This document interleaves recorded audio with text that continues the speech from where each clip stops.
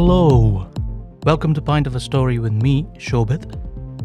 In this podcast, we bring you pint-sized stories from indie authors such as myself that you are likely not to have read before.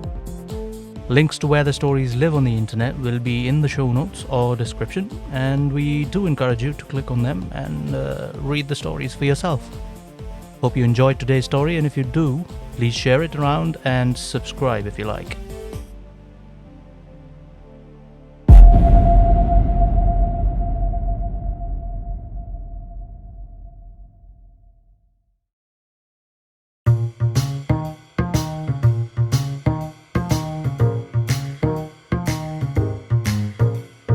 Tales of grandeur, immoral and pure, greed and secrets, passion and glory.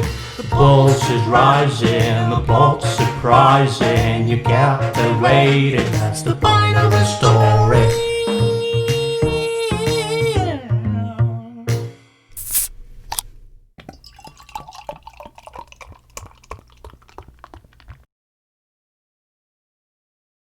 Yes, that indeed is the point of a story. Before we begin today's story, though, here's a shout out to our friend in France, our very first listener. They started listening to our podcast even before we announced that it was online.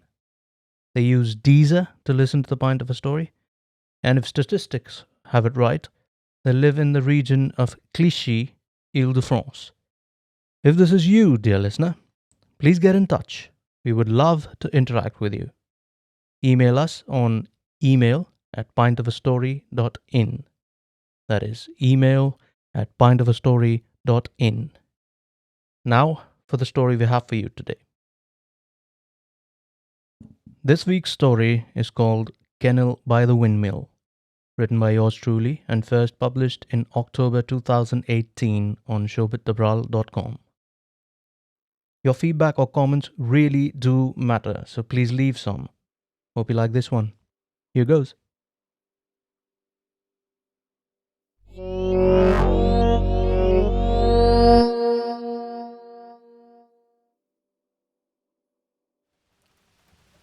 The weather was definitely going to be a spoiler for the hikes they had planned. Just their drive so far had been hammered with incessant rain. "Should we take him along?" she asked him, casting a look behind at the dog in the back seat. The occasional thunder had him whimpering as he curled up in his blanket. "I don't know," he replied. "Unless we cancel it altogether and turn back, I don't see what we can do about him. If we are going, he will have to. But look at him. He won't survive it. He's scared as it is, and if the weather predictions on the darn phone are to be believed, it's going to be really loud up there.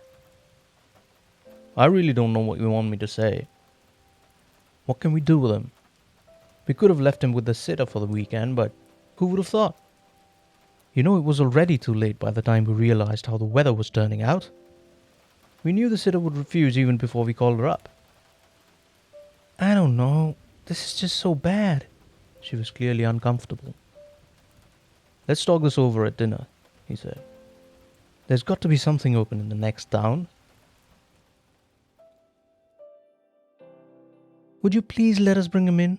she begged with the man at the inn. "We can't leave him in the car with the thunder and everything." "Sure. You're practically the only ones in here anyway," he said, as he gave a look of disapproval to the man in the far end of the counter, undoubtedly inebriated. "Thank you so much," she said, as she nodded looking out.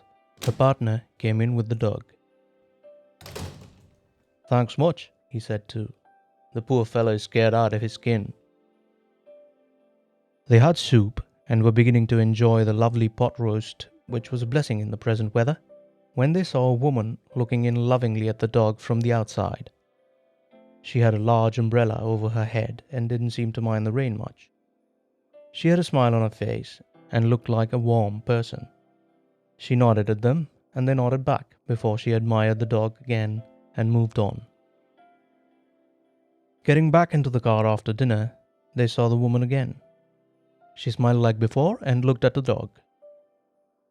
"This one is really something," she said. The dog acknowledged in his trademark style.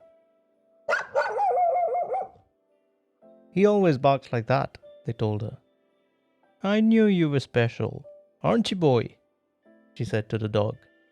It whimpered and stepped back. He's a little scared with all the thunder and everything, she explained to her. Do you blame him? I'm scared a little too, she replied, grinning. Where are you staying? You're definitely not from here.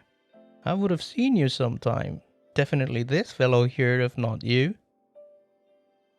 No, we're going up to the trail lodge for a few days. Should be an hour now, right? You live here?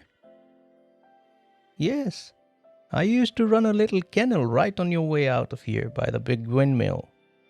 That's where I live. Then my husband passed and left me with all the dogs we had, and I decided I couldn't take care of more than just our own pack.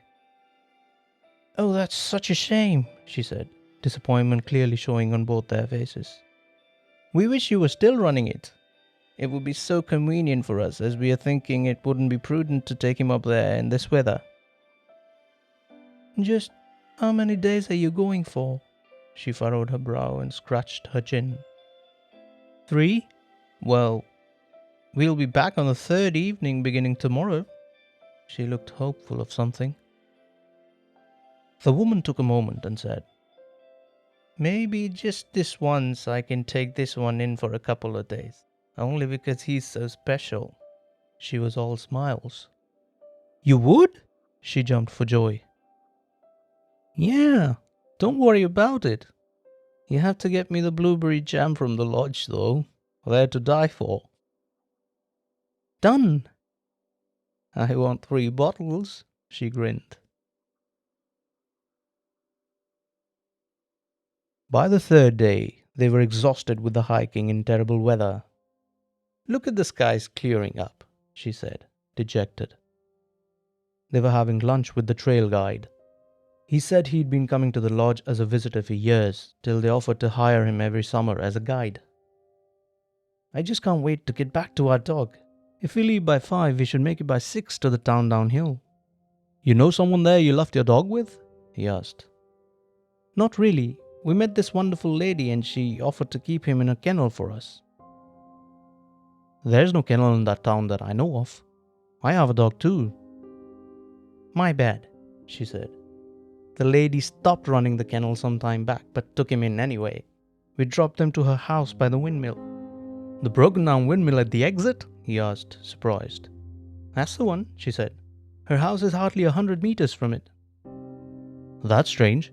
There's nothing there for half a mile. But it's right after the windmill. It's practically on the road. You can't miss it. Miss? I've been coming through that road forever now. There's nothing there. There was no way to explain it, and nothing they could do except cry and talk to whoever they saw, only to get the same reply. There was never a house there, so far as anyone could recall. Horror-struck, they decided to go into town and ask around. They ended up in the inn an hour and a half later. People say they hear dogs barking in the area at night sometimes, yet no one has ever seen any, said the keeper. Apart from that, there isn't much I can help you with. There was never a house there, as memory serves, sure as I know I saw your dog with you when you left. Others agreed. There was no such woman in town, nor a kennel by the windmill. Before leaving, determined to return to try and find answers, they went back to the site with flashlights. They heard dogs barking in the nearby too, but never saw any. There was most certainly no house there. As they left in shock and utterly devastated, among the barking of dogs, they heard a familiar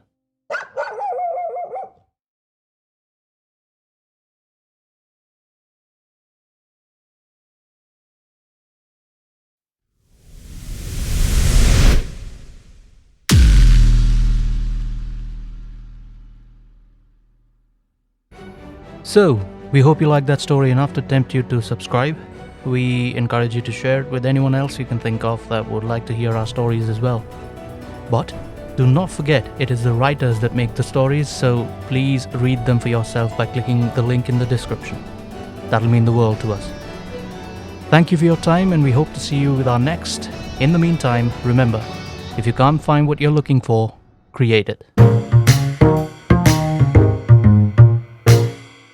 Take care.